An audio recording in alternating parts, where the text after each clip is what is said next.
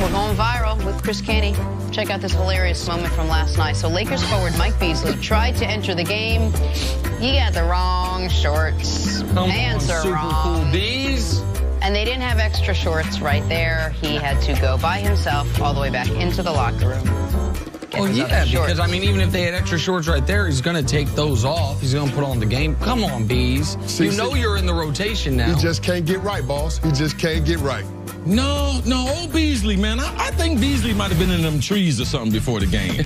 California breezy. I mean, like, you just don't put on the wrong stuff for the NBA game. Now, there have been some times where I had a suit and I traveled and the pants were different, but people couldn't see. Not like that. Yeah. You know, that's just an honest mistake. And we've seen guys have their jerseys on backwards, but not. It's rare. Actually, we saw last year a guy forget his jersey as well. His jersey, yeah. Probably similar problem you're talking about with Michael Beasley. I don't know what the problem is. Yeah. He's in Oklahoma. Oh, yeah, he's in Oklahoma. If he forgot his jersey, 20 he probably years wasn't thinking he was going to play. BYOB. Probably wasn't thinking he was going to play. I know you don't know. BYO. Bring your own bag. I got you. Bottle. I don't. Whatever. Let's just talk football. If you invite, you know, let's party. It's party reference. Don't know what's happening. Ask Margie and them. No. Marcy. What's her name? Back to the NFC Championship game. I love that they know my friends. Well, last time these two played, they combined for 80 points. The Saints won, handing the Rams their first loss of the year. These teams know each other. They compete hard against each other, and according to Drew Brees, they respect each other. They're a phenomenal team, and they had a great season. Obviously, we played them, mid-season, and it was a hard-fought game on both sides of the ball. But I think we had a feeling then that, obviously, we aspired to be in this situation, and I think we all had a feeling that they were going to be the team that we might face again, and so here we are. All right, Kenny, what are you expecting from this one? Well, right there, Drew Brees was spraying on the perfume and just trying to make the Los Angeles Rams feel good about themselves. Oh, yeah, got about the quarterback. They're outstanding. They had a great season. We knew back in week 9 I love that you it was going to be tough, and we expected to see them again at some point. No, let me tell you what's going to happen. Sean Payton and Drew Brees are going to try to cut the Rams' heart out on Sunday in that championship game, because Drew Brees is looking at his career mortality, and he knows this is probably his last best chance to get to the big game. So they're going to try to take advantage of this opportunity for him, and you got to look for Sean Payton to be aggressive, pull out all the stops. Nick, I know you said earlier that you expect to see some trick plays and that the Los Angeles Rams defense is going to have to play all 4 downs, because you never know when Sean Payton is going to pull out a trick play. In the Philadelphia Eagles game in the divisional round, he pulled out a fake punt on the minus 30-yard line. So, I mean, if you're willing to do it there, I mean, there's nothing saying that you probably won't be willing to do it in the NFC Championship game when the stakes are even greater. So that's what I'm expecting to see from the Saints. Aggressive play calling all 3 phases of the game. Now, in terms of what the Los Angeles Rams are going to do, they're going to try to simulate what they did against the Dallas Cowboys in being able to run the football, being able to use that offensive line, get some surge at the point of attack, and then allow Todd Gurley to get beyond the line of scrimmage and get first contact there. And then, of course, when you see Todd Gurley beyond the line of scrimmage, that's when he's best, when he has space to operate on the other side of the line of scrimmage. In order to neutralize that, I think Dennis Allen will mix up the front a little bit. You saw him use some under and some over front in their regular season matchup. He jumped into some bear looks. But ultimately, what it's going to come down to is being able to tackle. And I think that what the Los Angeles Rams try to do, Sean McVay, they force you to try to make a decision whether you're going to play base defense or whether you're going to play nickel defense, because they come out in 11 personnel. If you match them and you play nickel, they're going to run the football. So they're going to force your nickel to be a solid tackler. And that's when P.J. Williams has to step up, the nickel back for the New Orleans Saints. If he's not an effective tackler when he's in those situations, when they're relying on him for run support, then it's going to be tough for that Saints defense to get the Rams offense off the field. Jen, I think it's a great question. Who has the edge? It's not obvious. I could easily lean to the home team in the Saints with Sean Payton and Drew Brees, or I could just go on the momentum and think that the Rams are going to be able to get revenge. The way they played those last 3 quarters, the last time they came in, they're like, man, we match up well against them. If we don't get off to a slow start, I like our chances.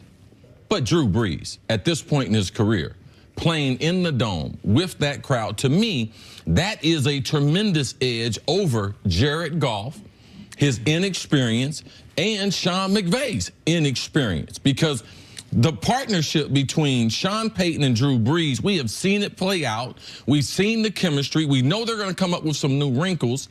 I just believe it's on Sean McVay to manufacture plays to be able to protect his quarterback early. I do believe he is a big-time thrower of the football, but his confidence early, the momentum in this game early, that crowd noise early, I got to give that edge to Drew Brees and him being able to get it done. These last 2 years have been the easiest 2 years of him playing football. Why? Because he's got 2 running backs to be able to depend on. He never had that before. And he's got, for the first time in his career, the last couple of years, or the first time in a decade, a really good defense supporting him to where when the offense does stall, the defense can bail him out. Earlier when we were talking trick plays, I'm also talking about lining up and going for it on 4th down. Let's talk about the divisional weekend for a moment. 2 of the biggest plays in the Saints game, the 4th and 1 fake punt, but also 4th and 2 near the goal line, going for it and getting a touchdown. On the other side, in the Rams game, what was the biggest play of the game? Them stuffing a Dallas 4th and 1 run that Zeke couldn't get, and the Rams ended up taking the 2-score lead right after that. We know the Saints are going to go for it. They went for 18 4th downs this year. They converted 15 of them. One of the best 4th down teams in NFL history. Wow. And we know that that dome is going to be loud all night or all afternoon, except for in those spots, the big spots for the offense. Drew Brees is going to be able to go to the, and you got to, when you have There's an eerie silence. Yes. When you got 80,000 and they're not saying anything. But your ability to be able to communicate one to another and run that offense, Nick, I think that's a great point. And when you know the other team goes for it on 4th down, and you know Sean Payton will go for it on his own side of the 50. You know what that also means? Those spots where when we're watching games on Sunday, we're like, oh, they're not going for it. They're just trying to draw you off sides. You might actually get them to jump off sides because you have to actually be prepared for it. To me, the Saints should win.